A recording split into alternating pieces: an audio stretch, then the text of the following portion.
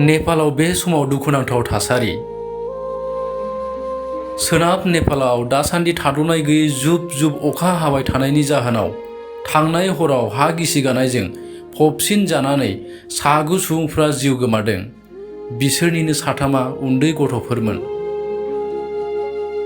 काठमान्डुनि सोनाबथिं गुल्मी जिल्लानि मालिका गामियाव नख'रसेनिनो 5 सुबुङा हरनि समाव जेब्ला उन्दुगासिनो दंमोन अब्ला हरखाबै बिसोरनि न'आ हा गिसिखानायाव फबसिन जाना दुखुनांथावै जिउ गोमायो।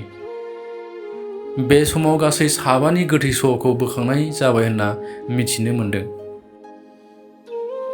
आरोबाव बेनि साखाथियावनो सियांजा जिल्लायावबो सासे आइजो आरो बिनि 3 बोसोरनि फिसाजोआ हा गिसिखानायजों फबसिन जाना दुखुनांथावै जिउ गोमायो।